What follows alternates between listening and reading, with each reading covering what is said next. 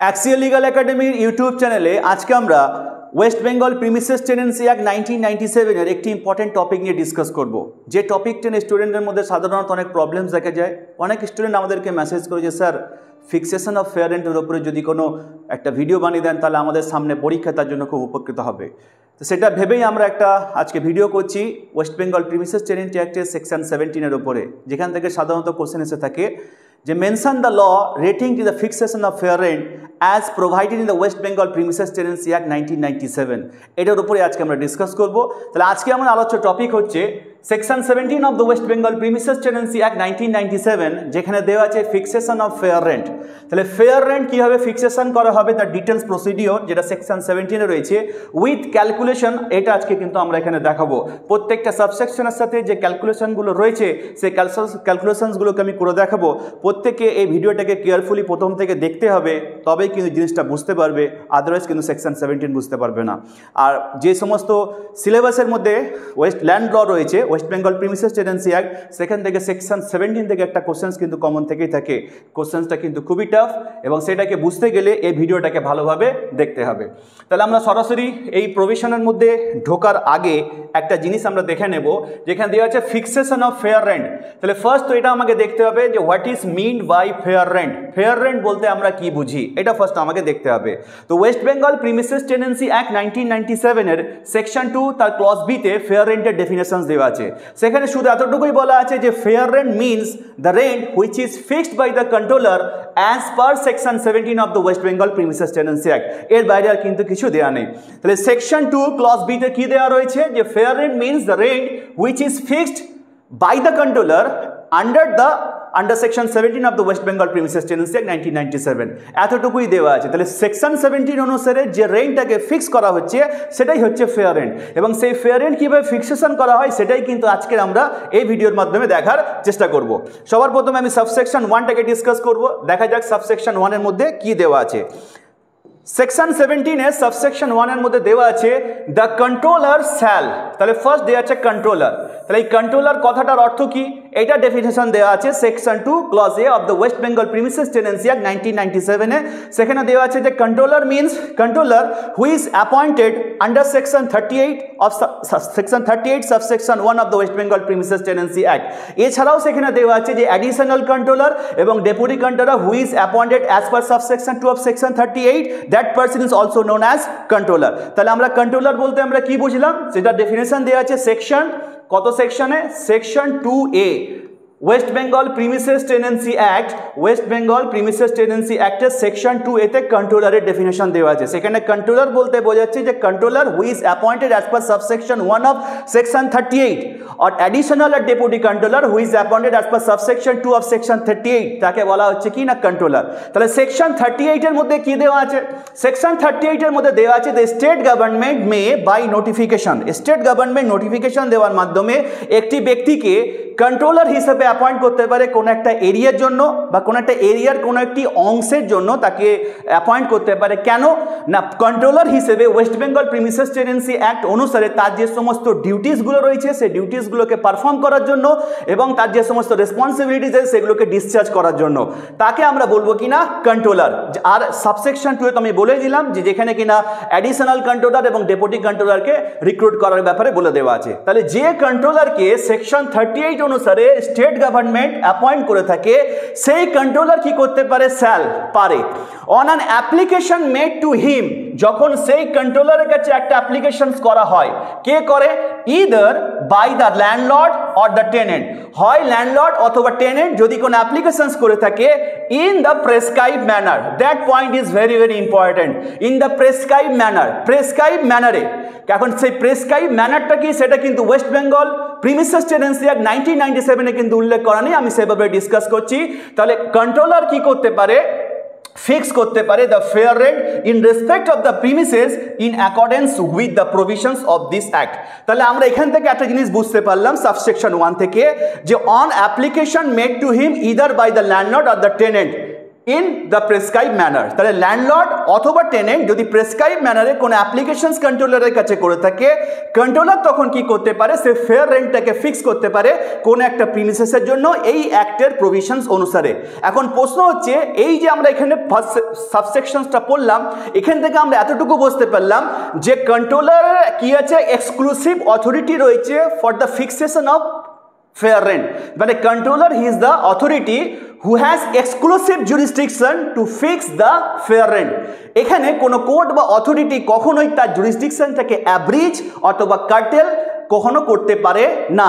তাহলে আরেকটা জিনিস আমরা এখানে দেখতে পেলাম যে এই যে অ্যাপ্লিকেশনসটা করতে হবে for the fixation of fair rent, এটা কে করতে পারে, হয় ল্যান্ডলর্ড করতে পারে অথবা টেনেন্ট করতে পারে।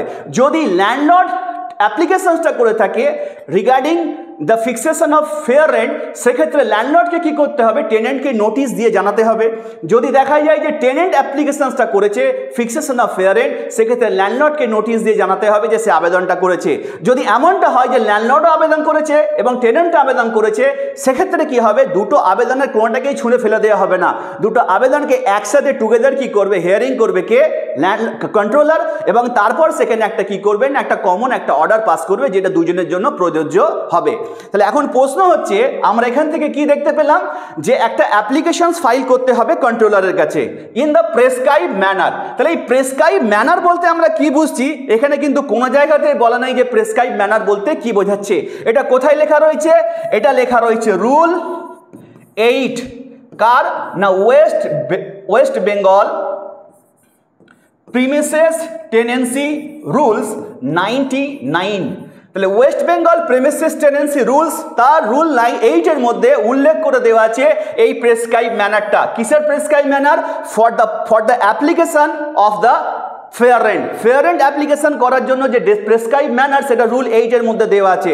সেখানে কি উল্লেখ করে দেওয়া আছে যে যদি কোনো ল্যান্ডলর্ড বা টেনেন্ট চায় ফিক্সেশন করার জন্য কোনো একটা ফেয়ার রেন্টকে, তাকে রাইটিং বা লিখিত আকারে একটা অ্যাপ্লিকেশন করতে হবে এবং সেই অ্যাপ্লিকেশনটাকে কি করতে হবে, সেখানে সিগনেচার করতে হবে এবং ভেরিফাইড করতে হবে। এখন প্রশ্ন হচ্ছে, এই যে ভেরিফিকেশনের কথাটা আমি এখানে বললাম, সিগনেচার এবং ভেরিফিকেশন, এই ভেরিফিকেশনটা কিভাবে করবে, এই ভেরিফিকেশনটা করার জন্য বলা রয়েছে সিপিসি বা কোড অফ সিভিল প্রসিডিওর যেটা আছে 1908, তার অর্ডার 6,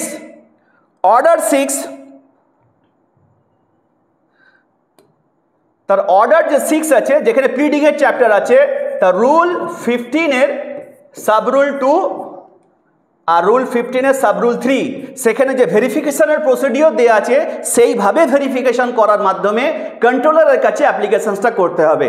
তাহলে এই যে লেখা আছে প্রেসক্রাইব ম্যানার, কোনো জায়গাতেই কিন্তু ওয়েস্ট বেঙ্গল প্রিমিসেস টেনেন্সি অ্যাক্টের মধ্যে উল্লেখ করা নেই যে কি প্রেসক্রাইব ম্যানারে একটা ল্যান্ডলর্ড বা একটা টেনেন্টকে কন্ট্রোলারের কাছে অ্যাপ্লিকেশন করতে হবে। তাহলে সেটা লেখা আছে rule 8 of the West Bengal premises tenancy rule 1999 যেখানে বলে দেওয়া আছে যে একটা ল্যান্ডলর্ড বা একটা টেনেন্টকে যদি অ্যাপ্লিকেশন করতে, সেটা লিখিত আকারে করতে হবে, এবং সেখানে শুধু লিখিত আকারে করলেই হবে না, সেখানে এটা উল্লেখ করতে হবে যে কেসটা কি বা ম্যাটারটা কি রয়েছে, সেটাকে ডিটেলসে উল্লেখ করতে হবে। এবং এই সেকশন 17 এর সাবসেকশন 2, 3, 4, 4A, 4B এবং 6, এই যে প্রভিশনসগুলো আছে, অ্যাকচুয়ালি কোন প্রভিশনস অনুসারে এই ফেয়ার রেন্টটাকে ফিক্সেশন করতে হবে, সেটাও কিন্তু সেখানে উল্লেখ করে দিতে হবে। কারণ কি, এই সেকশন 17 এর সাবসেকশন 2, 3, 4, 4A, 4B এবং 6, এই যে প্রভিশনগুলোর কথা বললাম, এখানে বিভিন্ন সার্কামস্ট্যান্সেসের কথা উল্লেখ করে দিয়েছে এবং সেই সার্কামস্ট্যান্সেসগুলোর উপর ভিত্তি করে ফেয়ার ফিক্সেশনের যে প্রসিডিওরটা আলাদা হয়ে থাকে। তাহলে একজন অ্যাপ্লিক্যান্ট, সেটা ল্যান্ডলর্ড বা টেনেন্ট যেই হোক না কেন, যে আবেদন করছে কন্ট্রোলারের কাছে লিখিত আকারে এই ফিক্সেশনের জন্য ফেয়ার রেন্ট, তাকে উল্লেখ করে দিতে হবে যে কোন প্রভিশনস অনুসারে সে ফেয়ার রেন্টটাকে ফিক্সেশন করতে চাইছে, বা তার যে প্রিমিসেসটা আছে কোন প্রভিশনস অনুসারে গভর্ন করবে, সেটাকে লিখিত আকারে সেখানে করার পরে সেখানে সিগনেচার এবং ভেরিফিকেশনস করতে হবে। তারপরেই কিন্তু কন্ট্রোলার কি করবে, সেই ফেয়ার রেন্টটাকে ফিক্সেশন করবে এই অ্যাক্টের প্রভিশনস অনুসারে।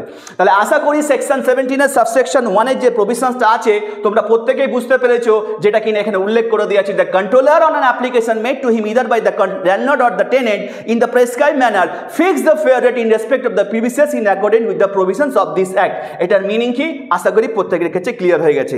এবার আমরা আসবো সাবসেকশন 2 এ। সেই সাবসেকশন 2 এ যেটা আছে সেটাকে আমরা ডিসকাস করার চেষ্টা করব। এটা একটু বোঝার বিষয় আছে এবং ম্যাথামেটিক্যাল কিছু ক্যালকুলেশনস আছে, প্রত্যেকে কেয়ারফুলি এটাকে একটু দেখতে হবে। তো কি দেওয়া আছে এখানে, দেওয়া আছে the fair rent for a year. তাহলে যে ফেয়ার রেন্টটা ক্যালকুলেট করা হবে, এটা কত দিনের জন্য, ফর এ ইয়ার, এক বছরের জন্য। The fair rent for a year in respect of any premises, তাহলে কোনো একটা প্রিমিসেসের জন্য এক বছরের জন্য যে ফেয়ার রেন্ট বলছে constructed and let out after the year 1984, তাহলে যে প্রিমিসেসটা কনস্ট্রাক্টেড করা হয়েছে এবং যেটাকে লেট আউট ভাড়াতে দেওয়া হয়েছে আফটার দ্য ইয়ার 1984, 1984 সালের পরে যে প্রিমিসেসটাকে কনস্ট্রাকশন করা হয়েছে এবং 1984 সালের পরে যে প্রিমিসেসটাকে ভাড়াতে দেওয়া হয়েছে সেই প্রিমিসেসের রেসপেক্টে যদি কোনো ফেয়ার রেট ক্যালকুলেশনের ব্যাপার থাকে ফর এ ইয়ার, তাহলে সেই ফেয়ার রেন্টটা কীভাবে করা হবে বলছে শ্যাল বি ফিক্সড, সেই ফেয়ার রেন্টটাকে ফিক্স করা হবে। তাহলে এখানে যে ফেয়ার রেন্টটা ফিক্সেশন করা হবে যে প্রিমিসেসের রেসপেক্টে, প্রথম কন্ডিশন হচ্ছে সেই ফেয়ার রেন্ট সেই প্রিমিসেসটা 1984 এর পরে কনস্ট্রাক্ট হতে হবে আর সেই প্রিমিসেসটাকে ভাড়া দিতে হবে 1984 এর, তার আগে দিলে হবে না। যদি এমনটা হয়ে থাকে সেক্ষেত্রে সেই প্রিমিসেসের রেসপেক্টে ফেয়ার রেন্ট ক্যালকুলেশন করার ক্ষেত্রে বলছে শ্যাল বি ফিক্সড, তাহলে সেই প্রিমিসেসের ফেয়ার রেন্টটা ফিক্স হবে কিভাবে on the basis of annual payment, তাহলে অ্যানুয়াল পেমেন্ট হিসেবে on an amount equal to the 6 and 3/4% per annum, that is very very important। তাহলে এখানে কি দেওয়া আছে of an amount, কত amount equal to the 6 and 3/4% per annum, কার সেটা of the aggregate amount of the actual cost of constructions and the market price of the land on the date of commencement of the constructions। তাহলে এই যে 6 and 3/4% per annum, এই 6 and 3/4% per annum কার না aggregate amount of the actual cost of constructions and the market price of the land on the date of commencement of the constructions। তাহলে first আমাদেরকে বের করতে হবে একটা aggregate amount, তাহলে কার aggregate amount বার করতে হবে কনস্ট্রাকশন করার জন্য অ্যাকচুয়াল যে কস্টটা লেগেছিল, একটা প্রিমিসেসকে কনস্ট্রাকশন করার জন্য অ্যাকচুয়াল যে কস্ট লেগেছিল সেই কস্ট প্লাস মার্কেট প্রাইস যেটা ছিল ওই ল্যান্ডের কখন at the date of commencement of construction, যে দিনে কনস্ট্রাকশন করা শুরু হয়েছিল সেই ডেটে মার্কেট প্রাইস যেটা ছিল, এই দুটোর এগ্রিগেট যেটা আছে তার উপরে 6.34% পার অ্যানাম হিসেবে আমাকে ক্যালকুলেট করতে হবে। তাহলে একটা আমি এক্সাম্পল দিয়ে জিনিসটাকে যদি বোঝানোর চেষ্টা করি এবং প্রভিশনের সাথে যদি ম্যাচ করি তাহলে আশা করি জিনিসটা প্রত্যেকে বুঝতে পারবে। সাপোজ মনে করো সেকশন 17 সাবসেকশন 1 হিসেবে সাবসেকশন 1 অনুসারে কোন একটা ল্যান্ডলর্ড কি বলছে, একটা যেদিন থেকে বিল্ডিংটা কনস্ট্রাকশন হয়েছে তারপর থেকে 15 বছর পরে মনে করো বলেছে যে ফেয়ার রেন্ট ক্যালকুলেট করতে হবে। তাহলে এই 15 ইয়ার্সের জন্য যে ফেয়ার রেন্ট কি রয়েছে এগ্রিগেট সেটা ফার্স্ট আমাকে ক্যালকুলেট করতে হবে, ইয়ারলি বার করতে হবে, তারপর আমাকে মান্থলি বার করতে হবে। তাহলে এইটা বের করতে গেলে ফার্স্ট আমার কাজ কি হচ্ছে যে aggregate amount of the actual cost of constructions and the market price of the land on the date of commencement of the construction বার করতে হবে। আমি সাপোজ ধরে নিলাম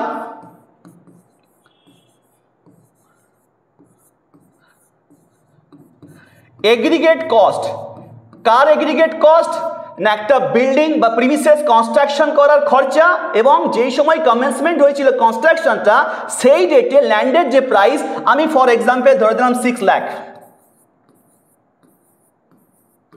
লাখ খরচা হয়েছে। তাহলে এই এগ্রিগেট কস্টের মধ্যে কি রয়েছে এই 6 লাখের মধ্যে, এই 6 লাখের মধ্যে প্রিমিসেস কনস্ট্রাকশনের পুরো অ্যাকচুয়াল কস্ট রয়েছে এবং ওই যে ল্যান্ডের উপরে প্রিমিসেসটা কনস্ট্রাক্ট হয়েছে যেদিন থেকে কনস্ট্রাকশন আরম্ভ হয়েছিল সেই দিনে ল্যান্ডের মার্কেট ভ্যালু যেটা ছিল প্রাইস সেটাকে অ্যাড করে 6 লাখ আমরা দেখতে পেয়েছি। এখন প্রশ্ন হচ্ছে 15 ইয়ার্সের জন্য বা 15 বছরের জন্য যদি আমাকে ফেয়ার রেন্ট ক্যালকুলেট করতে হয় তাহলে আমি কীভাবে সেই ক্যালকুলেটটা করব সেটা আমি এখানে করে দেখাবো। তাহলে আমাকে এখানে বার করতে হবে কি যে অ্যাকচুয়াল পেমেন্ট কি আছে, মানে এগ্রিগেট পেমেন্ট কি করতে হবে 15 ইয়ার্সের জন্য।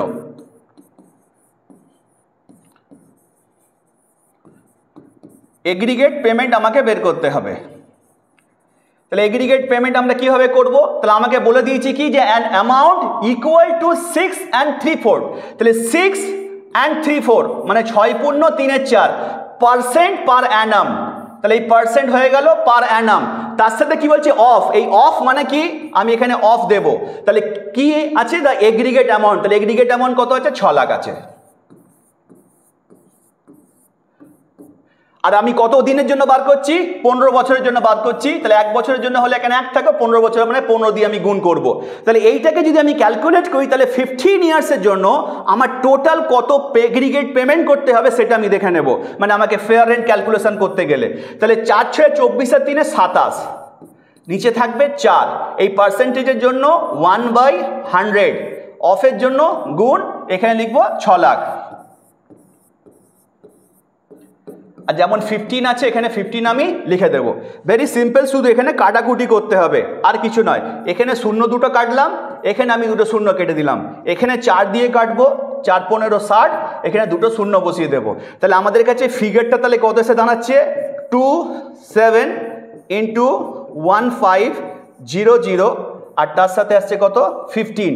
এবার এটাকে আমাদের কি করতে হবে, আমাদেরকে গুণ করতে হবে। তো যদি এটাকে আমরা গুণ করি তাহলে আমাদের এখানে সংখ্যাটা আসবে কত, 607500, 6,07,500। এটা হচ্ছে আমার কত দিনের, 15 বছরের, 15 ইয়ার্সের হচ্ছে আমার হচ্ছে এগ্রিগেট পেমেন্ট করতে হবে ফেয়ার রেন্ট। তাহলে 15 ইয়ার্সের জন্য যদি এটা হয় তাহলে 1 বছরের জন্য কত হবে, তাহলে আমাকে এটা দিয়ে কি করতে হবে, 15 দিয়ে ভাগ করে দিতে হবে।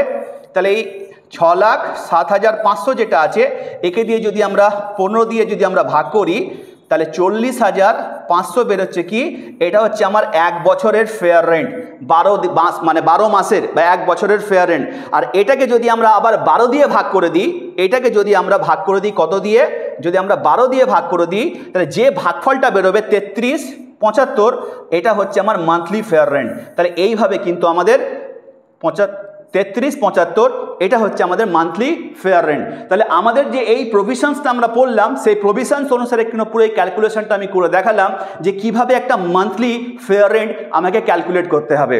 তাহলে কি দেওয়া আছে আমি প্রথম থেকে বলছি, the fair rent for a year, 1 বছরের জন্য। তাহলে এই যে 40,500, এটা 1 বছরের জন্য আমাদের বেরোলো।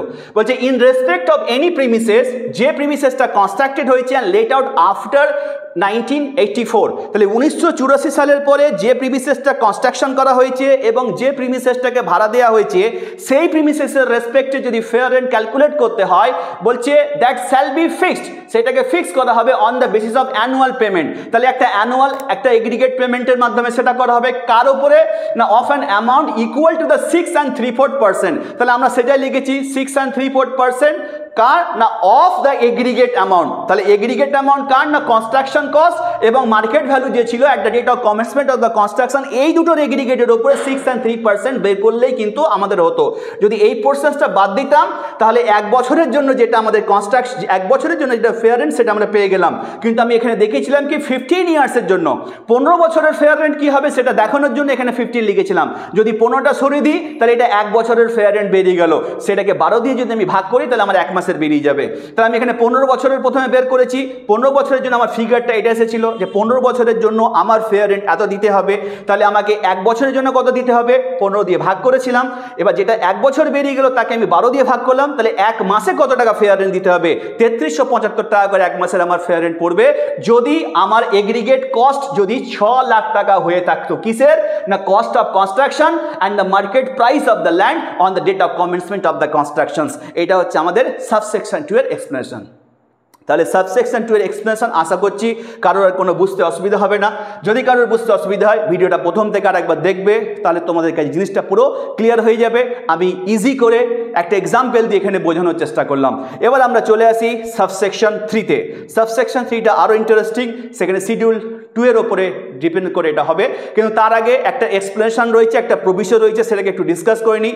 তো সাবসেকশন 2 এর যে এক্সপ্লেনেশন রয়েছে, the cost of construction of A premises, তাহলে কোন একটা প্রিমিসেসের কনস্ট্রাকশনের যে খরচা শ্যাল ইনক্লুড, সেই কনস্ট্রাকশনের খরচার মধ্যে ইনক্লুড করা হবে the cost of water supply and sanitary and electric installation. তাহলে এটা প্রিমিসেস কনস্ট্রাকশনের মধ্যে ওয়াটার যে কস্ট আছে, সাপ্লাই, ওয়াটার সাপ্লাইয়ের জন্য যে কস্ট, স্যানিটারি এবং ইলেকট্রিক ইনস্টলেশনের জন্য যে কস্ট, সেটাকে ইনক্লুড করে দেওয়া হবে। and shall be determined with due regard to the rate adopted for the purpose of estimation by the Public Works Department of the state government for the area concerned। যে এরিয়াতে এই প্রিমিসেসটা construction করা হবে সেই এলাকায় স্টেট গভর্নমেন্ট যে public works department বা PWD office রয়েছে, তারা যে একটা এস্টিমেট দেবে কিসের জন্য, ওই প্রিমিসেসটা কনস্ট্রাকশন করার জন্য, যেখানে ওয়াটার সাপ্লাই ইনক্লুডেড রয়েছে, স্যানিটারি ইলেকট্রিক ইনস্টলেশন ইনক্লুডেড রয়েছে, তাদের যে এস্টিমেশনটা থাকবে সেই এস্টিমেশনটার উপরে ভিত্তি করেই কিন্তু, সেই এস্টিমেশনটার উপরে ভিত্তি করে কিন্তু ওই কনস্ট্রাকশন যে কস্টটা রয়েছে সেটা কিন্তু নির্ধারণ করতে হবে, মানে সেটাকে মাথায় রাখতে হবে। তার মানে আমরা এখানে দেখতে গেলাম, বুঝতে পারলাম যে কনস্ট্রাকশনের কনস্ট্রাকশনের জন্য যে কস্ট একটা প্রিমিসেসের মধ্যে হয়ে থাকে প্রিমিসেস কনস্ট্রাকশনের জন্য, সেখানে ওয়াটার সাপ্লাইয়ের জন্য স্যানিটারি ইলেকট্রিক ইনস্টলেশনের চার্জটা ইনক্লুড রয়েছে এবং সেই কস্টটা ডিটারমিনেশন করার ক্ষেত্রে, নির্ধারণ করার ক্ষেত্রে পিডব্লিউডি যে এস্টিমেটেড সেটাকে মাথায় রাখতে হবে। কিন্তু controller may allow or disallow the variation of estimates up to 10% having regard to the nature of the premises. প্রিমিসেসের নেচারের উপরে ভিত্তি করে কন্ট্রোলার কি করতে পারে, পিডব্লিউডির যে এস্টিমেশন ছিল সেটাকে 10% প্লাস মাইনাস করতে পারে, ওই এস্টিমেশন থেকে 10% বাড়াতে পারে, আবার সেটা থেকে কমিয়ে দিতে পারে, সেটার কথা এখানে বলে দেওয়া আছে। এর সাথে একটা প্রভিশন রয়েছে, সেখানে কি দেওয়া আছে যে provided that while calculating the market value of the site on which the premises was constructed. তাহলে যে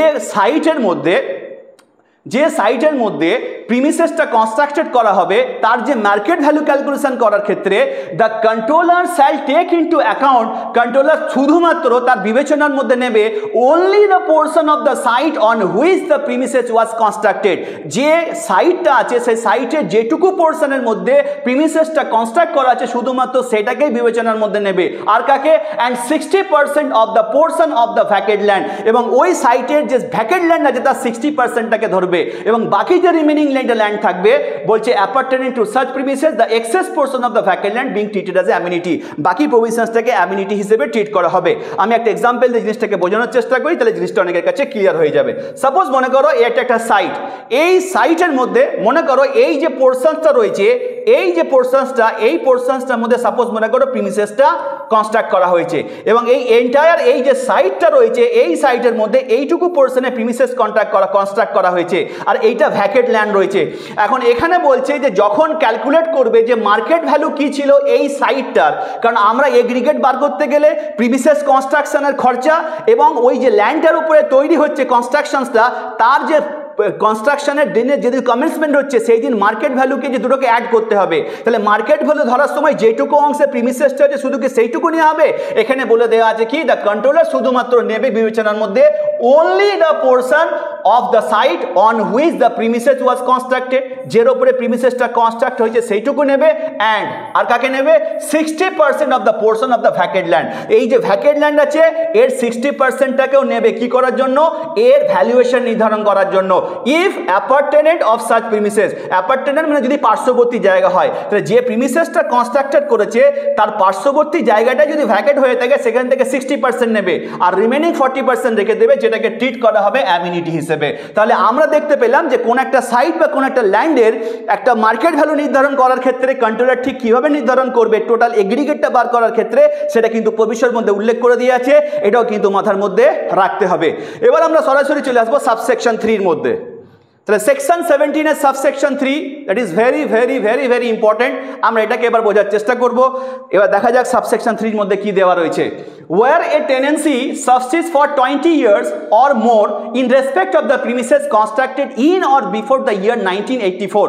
তাহলে এখানে কি দেওয়া আছে যে where a tenancy subsists, তাহলে যখন কোন একটা টেনেন্সি সাবসিস্ট করছে কতদিনের জন্য, ফর 20 ইয়ার্স অর মোর, 20 বছর বা তার থেকে বেশি সময়ের জন্য, in respect of the premises, এমন একটা প্রিমিসেসে বলছে যেটা কিনা কনস্ট্রাক্টেড করা হয়েছে in or before the year 1984।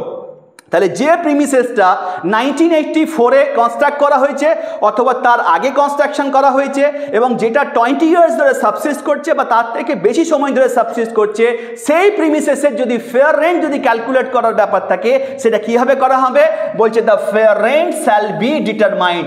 সেই ফেয়ার রেন্টটা, সেই প্রিমিসেসের ফেয়ার রেন্ট নির্ধারণ করা হবে কিভাবে, বাই অ্যাডিং। এই অ্যাডিং কথার অর্থ হচ্ছে যোগ করার মাধ্যমে। কার সাথে যোগ করবে, টু দ্য রেন্ট, সেই রেন্টের সাথে যোগ করবে অ্যাজ অন 1/7/1976। তাহলে জুলাই মাসের 1 তারিখ মানে 1 জুলাই 1976 সাল। তাহলে 1976 সালের 1 জুলাই ওই প্রিমিসেসের যে রেন্ট ছিল সেই রেন্টের সাথে অ্যাড করতে হবে। কত অ্যাড করতে হবে, not more than 3 Times, maximum 3 Times পর্যন্ত সেটা কি করা যেতে পারে, অ্যাড করা যেতে পারে। And then deducting the increase if any, যদি কোনো ইনক্রিজ হয়ে থাকে তারপর সেটাকে ডিডাক্ট করতে হবে। আমরা সেটাকে বোঝাচ্ছি একটা এক্সাম্পল দিয়ে। বলছে in the manner provided in schedule 2।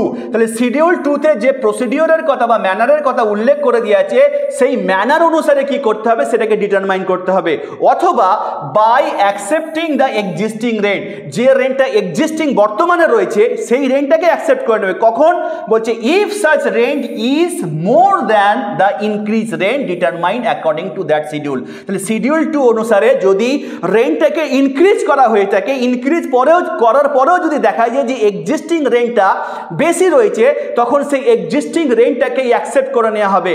কার থেকে না, যে রেন্টটা ইনক্রিজ করার পর ডিটারমাইন হয়েছে তার সেটাকে অ্যাকসেপ্ট না করে এক্সিস্টিং রেন্টটাকে অ্যাকসেপ্ট করে নেওয়া হবে। তাহলে আমরা এখানে একটা জিনিস বুঝতে পারলাম, সেটা কি না, যদি কোনো একটা প্রিমিসেস কনস্ট্রাকশন করা হয়ে থাকে 1984 বা 1984 পরে, এবং সেই প্রিমিসেসটা যদি সাবসিস্ট করে থাকে 20 ইয়ার্স বা তার থেকে বেশি সময় ধরে, তার ফেয়ার রেন্ট ক্যালকুলেট করতে গেলে 1/7/1976 যে রেন্টটা ছিল সেই রেন্টের সাথে 3 টাইমস কি করতে হবে, ইনক্রিজ করতে হবে।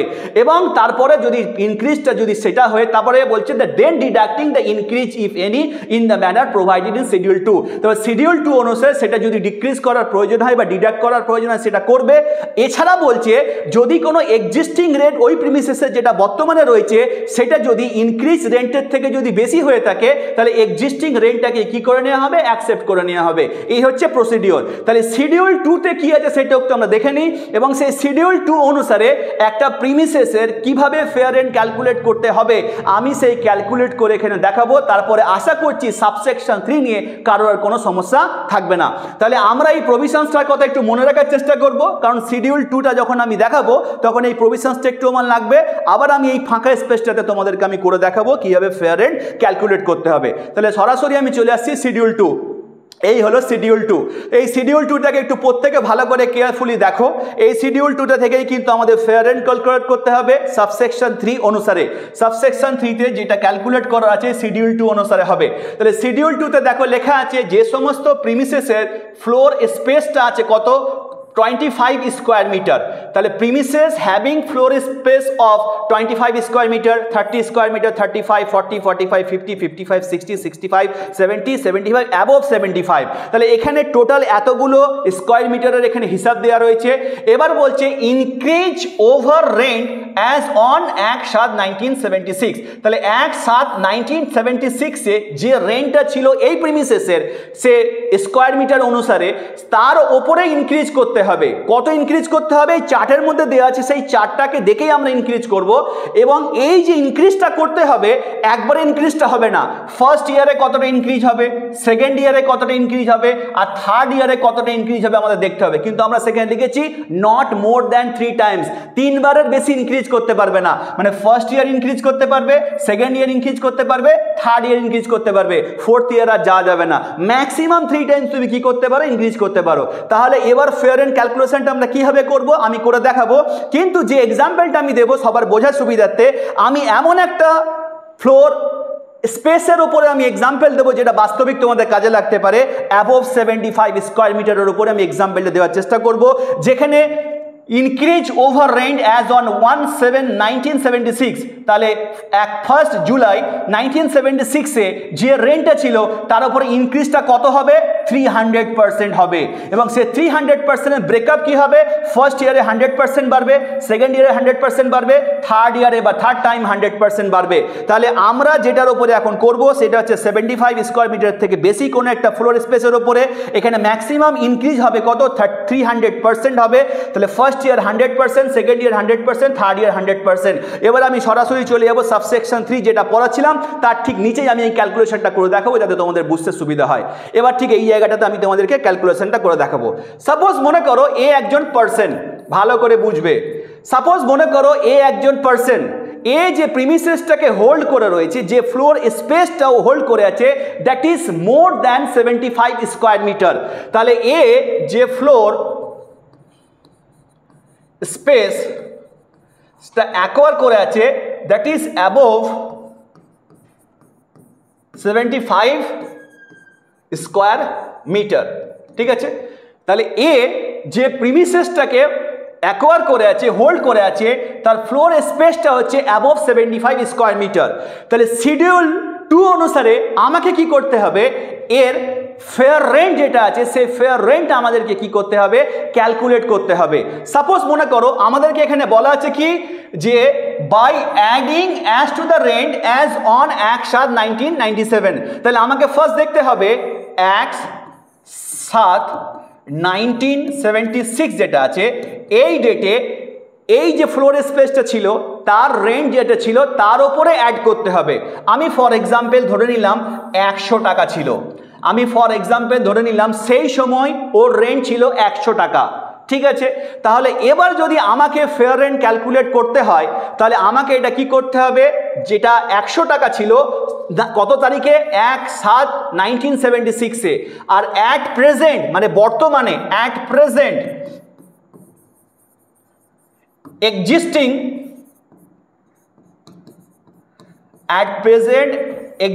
রেন্ট কত রয়েছে, অ্যাট প্রেজেন্ট এক্সিস্টিং রেন্ট আছে ফর এক্সাম্পল সাপোজ মনে করো 150 টাকা। তাহলে 100 টাকা কবে ছিল, 1/7/1976 সালে ছিল 100 টাকা, আর অ্যাট প্রেজেন্ট এক্সিস্টিং রেট আছে 150 টাকা। তাহলে আমাকে এখন ফেয়ার রেন্ট ক্যালকুলেট করতে হবে অ্যাজ পার শিডিউল 2 অনুসারে। আর আমরা সেখানে কি দেখেছিলাম যে ম্যাক্সিমাম কি করতে হবে 3 টাইমস আমি বাড়াতে পারি, তাহলে সেখানে 300% আমি দেখে এসেছিলাম। তাহলে আমি একটু এখানে দেখে নিই প্রভিশনটা, এই প্রভিশনসটা, তাহলে আমাদের বুঝতে সুবিধা হবে।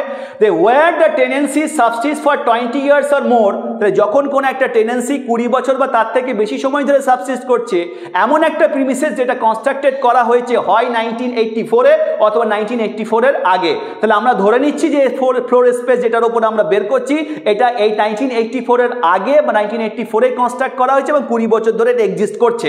এবার আমাকে কি করতে হবে, ফেয়ার রেন্ট যেটা আছে সেটাকে ডিটারমাইন করতে হবে। কিভাবে ডিটারমাইন করব, বলছে বাই অ্যাডিং টু, তাহলে কার সাথে অ্যাড করব, দ্য রেন্ট অ্যাজ অন 1/7/1976। তাহলে 1/7/1976-এ যে রেন্ট আছে তার সাথে আমাকে অ্যাড করতে হবে, এই 100-র সাথে আমাকে অ্যাড করতে হবে, প্লাস কতবার করতে হবে, note more than 3 Times, maximum 3 Times আমি করতে পারি। তাহলে আমি 3 টাইমস প্রথমে করে দেখব, ফার্স্ট টাইম করব। তাহলে ফার্স্ট টাইম কখন করব, ফার্স্ট ইয়ার, তারপর আমায় কি করতে হবে, সেকেন্ড ইয়ার, তারপর আমায় কি করতে হবে, থার্ড ইয়ার। আমি ম্যাক্সিমাম 3 বারই কি করতে পারি, ওই রেন্টটাকে বাড়াতে পারি। তাহলে ফার্স্ট ইয়ার আমি কতটা বাড়াবো, 100%।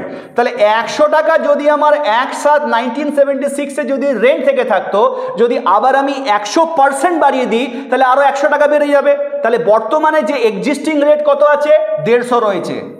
তাহলে ফেয়ার রেন্ট তাহলে কত হলো প্রথম বছরের জন্য, আগে ছিল 100 1976-এ, তার সাথে আমাকে আরো 100% বাড়াতে হবে। তাহলে ছিল 100, 100% বাড়িয়ে দিলাম আরো 100 হলো। তাহলে বর্তমানে ফেয়ার রেন্টটা কি দাঁড়ালো, 200, কিন্তু এক্সিস্টিং রেন্ট কত রয়েছে, 150। তাহলে ফেয়ার রেন্ট হলো 200 আর এক্সিস্টিং রেন্ট আছে কত, 150। তাহলে একে আর কতটা দিতে হবে, আরো 50 টাকা করে কি করতে হবে, প্রথম বছরে তাকে পেমেন্ট করতে হবে। আশা করি প্রত্যেকে বুঝতে পারলে। আমি আবার রিপিট করছি যে ফ্লোর স্পেস যদি 75 স্কোয়ার মিটারের থেকে বেশি হয়, 1/7/1976-এ যে রেন্টটা ছিল যদি ধরে নিই 100 টাকা থেকে থাকতো বোঝানোর সুবিধার্থে, আর অ্যাট প্রেজেন্ট এক্সিস্টিং রেট যদি 150 থেকে থাকে, তাহলে ফেয়ার রেন্ট ক্যালকুলেট করতে হয় কার ওপরে, 1/7/1976-এ যে রেট ছিল তার সাথে প্রথম বছরে 100% বার করতে হবে, যেহেতু ফ্লোর স্পেসটা 75 স্কোয়ার মিটারের থেকে বেশি রয়েছে সেই কারণে। তাহলে 100% যদি বাড়াই 100-র সাথে, তাহলে এটা আরো 100 যোগ হবে 200। তাহলে ফেয়ার রেন্ট আমার দাঁড়িয়ে গেল কত না 200, আর এক্সিস্টিং রেট কত আছে, 150। তাহলে একজনের এক্সিস্টিং রেট যদি 150 আর ফেয়ার রেন্ট যদি 200 হয়, তাহলে আমাকে যে ব্যক্তিটি এক্সিস্টিং রেট 150 দিচ্ছে তাকে আরো 50 টাকা দিলে তবে 200 হবে, তাই তাকে আরো 50 টাকা এখানে অ্যাড করতে হবে। তাহলে এটা গেল আমার ফার্স্ট ইয়ারের ক্যালকুলেশন। তাহলে সেকেন্ড ইয়ারে কি করতে হবে, তার সাথে আরো 100% অ্যাড করতে হবে। তাহলে এর সাথে তাহলে সেকেন্ড ইয়ারে কি করতে হবে, যে 100 টাকা রেন্ট ছিল তার সাথে 200% অ্যাড করতে হবে। ফার্স্ট ইয়ারের 100%, সেকেন্ড ইয়ার 100%, তাহলে আরো 200 এখানে অ্যাড হবে। 200 অ্যাড করলে ফেয়ার রেন্ট কত দাঁড়াচ্ছে, 300। তাহলে এক্সিস্টিং রেট কত আছে, 150, তাহলে ফেয়ার রেন্ট হয়ে গেল 300। তাহলে ওকে আরো কি করতে হবে, আরো 150 কি করতে হবে, এক্সট্রা পেমেন্ট করতে হবে। একই রকম ভাবে থার্ড ইয়ারে কি হবে, সেটা গিয়ে দাঁড়াবে কত, প্রথমে ছিল 100 এই 1/7/1976-এ, তার সাথে আবার কি হবে 300%, মানে 300% বেড়ে গেল। 300% তৃতীয় বছরে তাকে পেমেন্ট করতে হবে প্রতি মাসে, সেক্ষেত্রে আরো 300 টাকা অ্যাড হবে। তাহলে টোটাল কত ফেয়ার রেন্ট দাঁড়ালো, 400। তাহলে 400 যদি হয়, এখানে এক্সিস্টিং রেট দিচ্ছে 150, তাহলে 400 যদি ফেয়ার রেন্ট থাকে তাহলে এক্সট্রা কত দিতে হবে, আরো 250 দিতে হবে। তাহলে ঠিক এইরকম ভাবে কিন্তু ফেয়ার রেন্টটা ক্যালকুলেট করতে হবে। কিন্তু এই যে জিনিসটা তোমাদেরকে আমি দেখালাম সেক্ষেত্রে কি, এই প্রথমটা যেখানে কিনা দেয়া রয়েছে যে শিডিউল 2 অনুসারে করতে হবে, কিন্তু এই যে পোরশনসটা রয়েছে এইটা কিন্তু আমি এখনো দেখাইনি যে by accepting the existing rate. তাহলে যখন দেখা যাচ্ছে কি যখন দেখা যাচ্ছে কি যে এক্সিস্টিং রেট যেটা রয়েছে সেইটার থেকে ফেয়ার রেন্ট যদি বেশি হয়, তখন সেই ব্যক্তিটি যে এক্সিস্টিং রেট দিচ্ছে তাকে এক্সট্রা আরও কিছু অ্যামাউন্ট দিতে হবে। সেই জন্য লেখা আছে and then deducting the increase if any. তাহলে এখানে ডিডাক্ট করতে হচ্ছে যেটা ইনক্রিজ হয়েছে ফেয়ার রেন্ট, তার থেকে কি করতে হবে, এক্সিস্টিং রেটটাকে ডিডাক্ট করে দেখতে হবে কত এক্সট্রা দিতে হবে, সেই এক্সট্রা অ্যামাউন্টটা তাকে কিন্তু পেমেন্ট করতে হবে।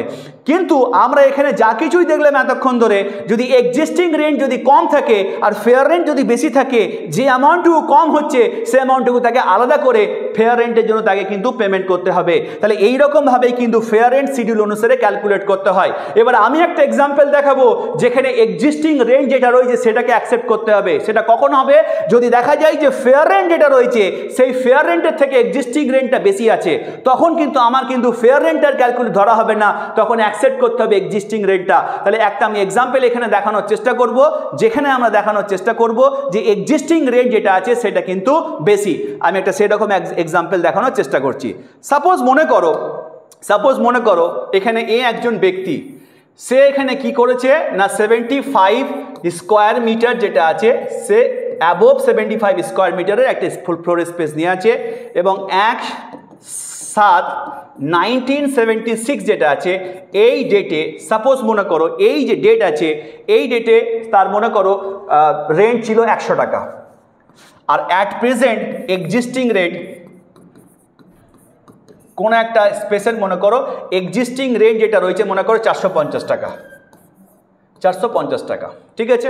এবার যদি আমি ফেয়ার রেন্ট যদি ক্যালকুলেট করে থাকি, যদি আমি তৃতীয় বছরেরটাকে 300% যদি বাড়িয়ে দিই, তাহলে এই 100-র সাথে যদি আমি 300% যদি অ্যাড করে দিই, তাহলে এখানে দাঁড়াচ্ছে কত 400। তাহলে দেখো ফেয়ার রেন্ট হলো কত 400 টাকা, কিন্তু এক্সিস্টিং রেন্ট কত রয়েছে 450। তাহলে এক্সিস্টিং যে রেন্টটা রয়েছে সেই এক্সিস্টিং রেন্টটা কিন্তু ফেয়ার রেন্ট থেকে বেশি। তাহলে কখন আমরা এক্সিস্টিং রেটটাকে অ্যাকসেপ্ট করব, বলছে by accepting the existing rate. কখন বলছে ইফ সাচ রেন্ট মানে যদি সেই এক্সিস্টিং রেটটা ইজ মোর দ্যান, যদি বেশি হয় কার থেকে, দ্য ইনক্রিজ রেন্ট, যে ইনক্রিজ রেন্টটা হলো determined according to the schedule. তাহলে শিডিউল অনুসারে যে রেন্টটাকে ইনক্রিজ করেছি ডিটারমাইন করলাম, তার থেকে যদি এক্সিস্টিং রেন্টটা বেশি হয় তাহলে এক্সিস্টিং রেন্টটাকে আমরা কি করব, অ্যাকসেপ্ট করব। তাহলে ফেয়ার রেন্ট কি হবে ক্যালকুলেট করতে হবে অ্যাজ পার সেকশন 17 সাবসেকশন 3। আমি এটাকে বোঝানোর চেষ্টা করলাম। শিডিউল 2 অনুসারে কি হবে ফেয়ার রেন্টকে ক্যালকুলেট করতে হবে, পুরো ক্যালকুলেট করে আমি এখানে দেখালাম। আর তার সাথে সাথে নেক্সট প্রভিশন যেখানে দেখালাম, যদি এক্সিস্টিং রেন্টটা যদি ফেয়ার রেন্টের থেকে বেশি হয়ে থাকে তাহলে ফেয়ার রেন্ট যেটা ছিল সেইটাকে অ্যাকসেপ্ট না করে এক্সিস্টিং রেন্ট যেটা আছে সেটাকে কিন্তু অ্যাকসেপ্ট করতে হবে, যেটা সাবসেকশন 3 এর মধ্যে উল্লেখ করে দেওয়া আছে।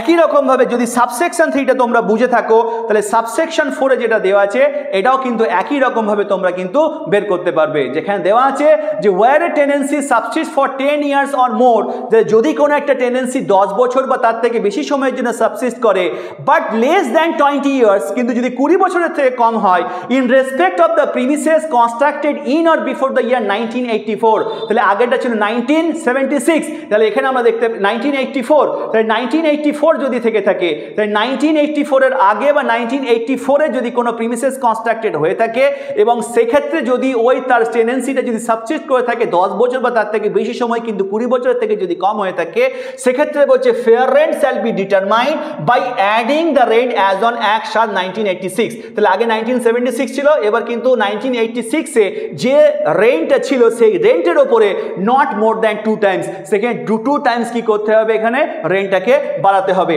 and then deducting the increase if any in the manner provided in schedule 3 তে। তাহলে সাবসেকশন 4 এ যেটা রয়েছে সেটা শিডিউল 3 অনুসারে আমাদেরকে কি করতে হবে, ইনক্রিজ করতে হবে।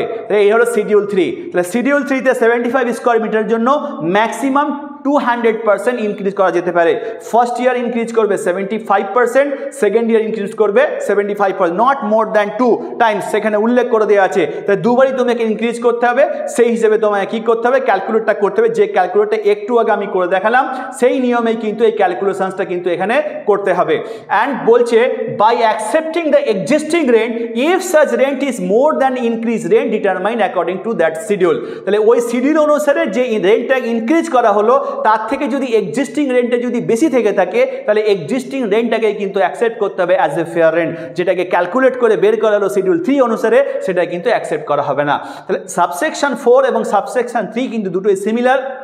শুধুমাত্র সাবসেকশন 3 এর ক্ষেত্রে যে রেন্টটা 1/7/1976 ছিল সেটার উপরে তখন যে রেন্ট ছিল তার উপরে আমরা ক্যালকুলেট করব, শিডিউল 2 অনুসারে রেন্টটাকে ইনক্রিজ করব।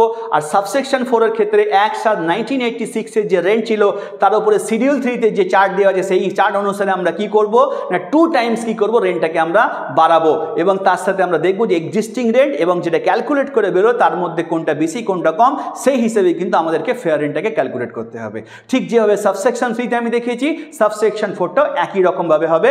তো ভিডিওটা অনেকটা বড় হয়ে যাবে, সেই কারণে সাবসেকশন 4এরটা আমি আর দেখালাম না, সাবসেকশন 3টা ভালো করে দেখে নিন, সাবসেকশন 4টা তোমরা নিজের থেকেই করতে পারবে। এবার আমরা চলে আসি সাবসেকশন 4A। তাহলে এখানে দেখো সাবসেকশন 4A তে একটা কথা লেখা আছে, এটা থেকে এই সাবসেকশন 4 এটা 2002 সালে অ্যামেন্ডমেন্টের মাধ্যমে ইনসার্ট করা হয়েছে সাবসেকশন 4A এবং সাবসেকশন 4Bটা। এখানে কি দেওয়া আছে যে where a tenancy subsist for 20 years or more in respect of the premises constructed in or before the year 1985 and used for commercial purpose। তাহলে এর থেকে আমরা কি বুঝতে পারলাম যে সাবসেকশন 4A এবং সাবসেকশন 4B যেটাকে ইনসার্ট করা হয়েছে এখানে প্রিমিসেসটা শুধুমাত্র কমার্শিয়াল পারপাসে ইউজ করা হয়, এবং সাবসেকশন 3 এবং সাবসেকশন 4 যেটা আমরা পড়েছি সেটা হচ্ছে রেসিডেন্সিয়াল পারপাসের জন্য কিন্তু যে প্রিমিসেসটা ইউজ হয় তার কিভাবে ফেয়ার রেন্ট ক্যালকুলেট করতে হবে। তাহলে কিভাবে বুঝতে পারলাম এখানে পার্টিকুলারলি কমার্শিয়াল পারপাসটা ইনক্লুড করে দিয়ে এটা বোঝানো হলো যে সাবসেকশন 4 এবং সাবসেকশন 4Bটা শুধুমাত্র কমার্শিয়াল পারপাসে যে প্রিমিসেসগুলো ব্যবহার করা হয় সেটার ফেয়ার রেন্ট কীভাবে ক্যালকুলেট করবো সেটা, আর 3 এবং 4 এর রেসিডেন্সিয়াল পারপাসের কথাটা উল্লেখ করে দেওয়া আছে। তাহলে where a tenancy subsist for 20 years or more, তাহলে যদি কোনো একটা টেনেন্সি 20 বছর বা তার থেকে বেশি সময় ধরে সাবসিস্ট করে থাকে এমন একটা প্রিমিসেসের রেসপেক্টে যেটা কনস্ট্রাক্টেড করা হয়েছে in or before the year 1984 এ 1984 সালের আগে বা 84 সালেই যদি কনস্ট্রাকশন হয়ে থাকে, সেই বিল্ডিংয়ে যদি কোনো একটা টেনেন্সি 20 বছর বা তার থেকে বেশি সময় ধরে সাবসিস্ট করে থাকে তার ফেয়ার রেন্ট কীভাবে ক্যালকুলেট করা হবে যদি সেটা কমার্শিয়াল পারপাসে ইউজ করা হয়ে থাকে। The fair rent shall be determined by adding to the rent as on 1976। তাহলে 1/7/1976 এ যে রেন্টটা ছিল তার সাথে বলছে 5 টাইমস অ্যাড করে দিতে হবে। সাপোজ মনে করো 100 টাকা রেন্ট ছিল 1/7/1976 এ, তাহলে ফেয়ার রেন্ট কিভাবে ক্যালকুলেট করব? ভেরি সিম্পল, এটা এই 100 সাথে কি করতে হবে 5 টাইমস, তাহলে 5 ইন্টু 100 করে দিতে হবে। তাহলে 1/7/1976 এ যে রেন্টটা ছিল সেই রেন্টটা তো থাকবেই, তার সাথে ওর 5 টাইমস যদি অ্যাড করে দেওয়া হয় যেটা বেরোবে সেটাই হচ্ছে কি না ফেয়ার রেন্ট 600 টাকা। তাহলে ফেয়ার রেন্ট কত হলো 600 টাকা হয়ে গেল। কি বললাম বোঝা গেল প্রত্যেকে? আর মনে করো সাপোজ মনে করো এই যে 1/7/1976 এ মনে করো 100 টাকা রেন্ট ছিল, আর এখানে মনে করো এক্সাম্পল এক্সিস্টিং রেন্ট আছে, সাপোজ মনে করো এক্সিস্টিং রেন্ট আছে 200 কিংবা 300 কিংবা মনে করো 400 কিংবা মনে করো 500, যেটাও একটা আছে মনে করো ফর এক্সাম্পল আছে। তাহলে এখানে ফেয়ার রেন্ট হয়ে গেল 600। যদি 200 থাকে এক্সিস্টিং রেট ওকে আরও 400 টাকা দিতে হবে, কারণ 200 টাকা তো এক্সিস্টিং রেট ছিল, আরও 400 টাকা দিলে তবে ফেয়ার রেন্ট হবে। যদি 300 থাকতো আরও 300 দিতে হবে, যদি 400 থাকতো তাহলে 200 টাকা দিতে হবে, যদি 500 টাকা এক্সিস্টিং রেট থাকে তাহলে ফেয়ার রেন্ট যেহেতু এখানে 600 হয়েছে ওকে 500-র সাথে আরও 100 টাকা অ্যাড করে তবে এখানে দিতে হবে। তাহলে এইভাবে ফেয়ার রেন্ট ক্যালকুলেট হয়ে থাকে কোনো একটা প্রিমিসে যদি কমার্শিয়াল পারপাস ইউজ করা হয়ে থাকে সেক্ষেত্রে। তাহলে আমাদেরকে মেন জিনিসটা হচ্ছে এই 1/7/1976 এ যে রেন্টটা ছিল সেই রেন্টের ওপরে কিন্তু এই ক্যালকুলেটটা করতে হবে, এবং তারপরে ট্যালি করতে হবে এক্সিস্টিং রেন্ট যেটা আছে সেইটা বেশি নাকি আমাদের ফেয়ার রেন্টটা বেশি। যদি দেখা যায় এক্সিস্টিং রেন্ট বেশি সেক্ষেত্রে কি হবে? সেক্ষেত্রে বলছি by accepting the existing rent, তখন এক্সিস্টিং রেন্ট যেটা সেটাকে অ্যাকসেপ্ট করে নেবে। If such rent is more than the increase rent determined under this subsection, এই সাবসেকশন অনুসারে যে রেন্টটাকে ডিটারমাইন করা হয়েছে তার থেকে যদি এক্সিস্টিং রেন্টটা বেশি থাকে তখন সেই এক্সিস্টিং যে রেন্ট আছে সেটাকেই অ্যাকসেপ্ট করে নিতে হবে। এইরকমভাবে কমার্শিয়াল পারপাসে যে প্রিমিসেসগুলো ইউজ করা হয়ে থাকে তার ফেয়ার রেন্ট ক্যালকুলেট করা হয় উইথ ক্যালকুলেশনস কিন্তু আমি দেখিয়ে দিলাম। আশা করছি তোমাদের কিন্তু আর কোনো কিন্তু বুঝতে অসুবিধা হবে না, কারণ এই সেকশনটা নিয়ে অনেক প্রশ্ন আছে যে স্যার এই সেকশনটা কিছুই বুঝতে পারছি না, কলেজগুলোতে স্যার ম্যাডামরা এই সেকশনটাকে স্কিপ করে চলে যাচ্ছে, কি করে লিখবো পরীক্ষার খাতায়, অথচ এটা কিন্তু খুব ইজি। যদি এই ক্যালকুলেশনসটা যদি বুঝে যাও তাহলে কিন্তু এই সেকশন থেকে যদি কোনো প্রশ্ন আসে, এবং প্রশ্ন আসবেই, সেটা তোমাদের লিখতে কিন্তু আর কোনো সমস্যা হবে না। শুধুমাত্র সেমিস্টার পরীক্ষার জন্য নয়, যারা ওয়েস্ট বেঙ্গল যারা লিগ্যাল সার্ভিসেস এক্সামিনেশনস দিচ্ছ সেখানে 20 নম্বরের কিন্তু যেটা পেপার রয়েছে 5 টোটাল 5টা বিআরএক্ট আছে, তার মধ্যে ওয়েস্ট বেঙ্গল প্রিমিসেস টেনেন্সি একটা 20 মার্কসের কোশ্চেন্স আছে, সেটার জন্য কিন্তু এটা একই রকমভাবে কিন্তু ইম্পর্টেন্ট। যারা বর্ধমান ইউনিভার্সিটির সেকেন্ড সেমিস্টার স্টুডেন্ট রয়েছে, তোমাদের ল্যান্ড ল রয়েছে, সেখানে প্রিমিসেস টেনেন্সি দিয়ে কিন্তু পরীক্ষায় এই প্রশ্নটা আসতে পারে। যারা ক্যালকাটা ইউনিভার্সিটি যারা 4th সেমিস্টারের স্টুডেন্ট রয়েছে, ল্যান্ড ল থেকে কিন্তু এই পরীক্ষাটা প্রত্যেক বছরই থেকে থাকে, এতটা ইম্পর্টেন্ট। তাই ভেরি কেয়ারফুলি এই ভিডিওটাকে দেখবে, এবং যদি কোনো জায়গায় বুঝতে অসুবিধা হয় বারংবার দেখবে, বুঝতে পারবে। তারপরেও যদি কোনো সমস্যা হয়, আমার দেওয়া যে কন্ট্যাক্ট নাম্বারটা দেখতে পাচ্ছ, যোগাযোগ করবে, আমি তোমাদেরকে আবার বুঝিয়ে দেবো পার্সোনালি। আচ্ছা, এই গেল সেকশন 17-এ সাবসেকশন 4A, তার কীভাবে ফেয়ার রেন্ট ক্যালকুলেট করতে হবে, কোনো প্রিমিসেস যদি কমার্শিয়াল পারপাস ইউজ করা হয় সেটার ক্যালকুলেশনস। এবার একই রকমভাবে সাবসেকশন 4B-তে দেওয়া আছে, যেটা আগে দেখালাম, এখানেও কিন্তু একই রকমভাবে।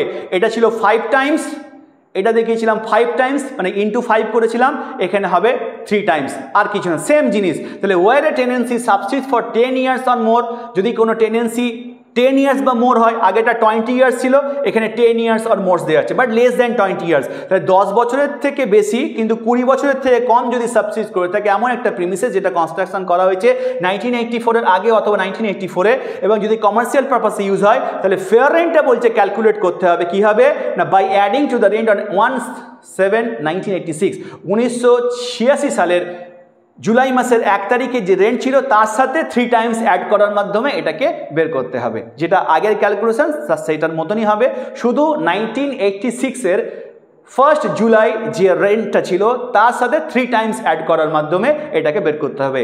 আর যদি এক্সিস্টিং রেন্টটা যদি বেশি থেকে থাকে, সেক্ষেত্রে এক্সিস্টিং রেন্টটাকে অ্যাকসেপ্ট করে নিতে হবে অ্যাজ এ ফেয়ার রেন্ট। এটা সাবসেকশন 4B-তে দেওয়া আছে। এবার আমি চলে আসবো সাবসেকশন 5-এ কি দেওয়া আছে।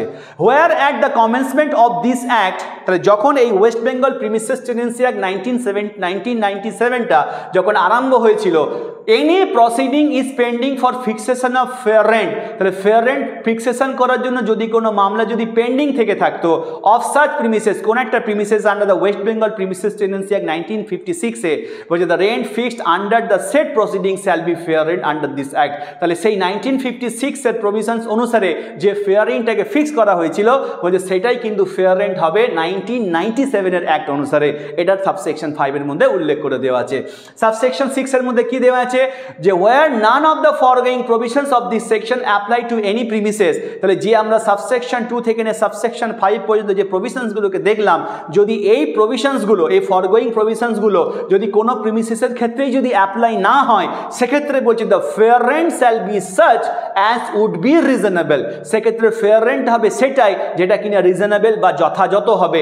Having regard to the situation, locality and the condition of the premises, তাহলে যে প্রিমিসেসটা রয়েছে এবং যে সমস্ত অ্যামিনিটিস প্রোভাইড করা হয়েছে সেখানে, সেই প্রিমিসেস এবং অ্যামিনিটিসগুলো যেগুলো প্রোভাইড করা আছে সেগুলোর কন্ডিশনসগুলো দেখে, লোকালিটি এবং সিচুয়েশন দেখে কি করা হবে, যেটা রিজনেবল বলে মনে হবে সেটাকে ফেয়ার রেন্ট হিসেবে কি করা হবে, এখানে ডিটারমাইন করা হবে। and where there are similar or nearly similar premises in the locality, যদি সেই লোকালিটিতে এরকম সিমিলার টাইপের কোনো প্রিমিসেস বা নিয়ারলি সিমিলার টাইপের কোনো প্রিমিসেস থেকে থাকে, সেক্ষেত্রে বলছে having regard also two the rent payable in respect of such premises, সেই সিমিলার বা নিয়ারলি সিমিলার যে সমস্ত প্রিমিসেস আছে সেইগুলোতে যে ফেয়ার রেন্ট পেমেন্ট করা হচ্ছে সেইগুলোকে দেখেও কি করতে হবে না, প্রিমিসেসের এই যে প্রিমিসেসটার কথা বললাম সেই প্রিমিসেসের ফেয়ার রেন্টটাকে ফিক্স করা হবে। কখন, যদি ফরগোয়িং প্রভিশনস অনুসারে কোনো একটা প্রিমিসেসের যদি ফেয়ার রেন্ট যদি ডিটারমাইন করা না যায়, সেক্ষেত্রে কী হবে ফেয়ার রেন্ট ক্যালকুলেট করা হবে সেটা এখানে বলে দেওয়া হলো, যে ফেয়ার রেন্টটা সেটাই হবে যেটা রিজনেবল মনে হবে, এবং সেই রিজনেবলটা কীভাবে যাচাই করা হবে বা নির্ধারণ করা হবে, সেই প্রিমিসেসের সিচুয়েশনটা দেখে, লোকালিটি দেখে, কন্ডিশনসটা দেখে, অ্যামিনিটিস যেগুলো আছে সেইগুলোকে দেখে, এবং নিয়ারলি বা সিমিলার নিয়ারলি যদি সেমন কোনো প্রিমিসেস থেকে থাকে তার ফেয়ার রেন্ট কি পেমেন্ট করা আছে সেটাকে দেখেও কিন্তু এই প্রিমিসেসটাকে নির্ধারণ করা হবে। এই গেল সাবসেকশন 6। তাহলে সেকশন 17 থেকে নিয়ে সেকশন 17 এর সাবসেকশন 1 থেকে সাবসেকশন 6 পর্যন্ত যা ছিল সবগুলোই কিন্তু আমি এখানে দেখিয়ে দেওয়ার চেষ্টা করলাম। যারা আমার ভিডিওটা প্রথম থেকে দেখেছো, যদি তোমাদের ভালো লেগে থাকে অবশ্যই কিন্তু কমেন্ট সেকশনে জানাতে ভুলবে না। তোমরা এই ভিডিওটাকে দেখেই বুঝতে পারছো যে এই সেকশনসটা কতটা ডিফিকাল্ট ছিল, এটাকে এক্সপ্লেন করা, ইলাস্ট্রেশন সহ বা ক্যালকুলেশন সহ এবং এই সমস্ত ডায়াগ্রামগুলো বানাতে অনেক সময় দিয়ে অনেক কষ্ট করে বানাতে হয়েছে, তোমাদের জন্যই সেটা বানিয়েছি। তাই যদি ভিডিওটা দেখে তোমাদের ভালো লেগে থাকে এবং যদি তোমাদের কিছু মনে হয় যে শিখতে পেরেছো, অবশ্যই কমেন্টে সেটা জানাবে। আর এইরকম যদি কোনো ভিডিও তোমরা ভবিষ্যতে দেখতে চাও, কোন সেকশনের উপরে তোমাদের ভিডিও প্রয়োজন, কোন অ্যাক্টের, একটু কমেন্ট সেকশনে জানাবে। আমি চেষ্টা করব আমার সময় থেকে সময় বের করে তোমাদের জন্য ভিডিও বানিয়ে তোমাদেরকে সেখানে কিছু দেখানোর জন্য। আর প্রত্যেকে সামনে পরীক্ষা যাদের আসছে ভালো করে প্রিপারেশন নিতে থাকো। আর প্রত্যেককে পরীক্ষার জন্য আগাম শুভেচ্ছা জানিয়ে রাখলাম, কারণ এই শেষ মুহূর্তের প্রিপারেশনটা কিন্তু খুব ভাইটাল। এই সময় ভালো করে প্রিপারেশন নিয়ে যদি একটু ভালো পরীক্ষা দাও, মার্কসটাও কিন্তু ভালো আসবে। আজকে এখান পর্যন্তই থাকবে, প্রত্যেকে ভালো থেকো। Thank you so much.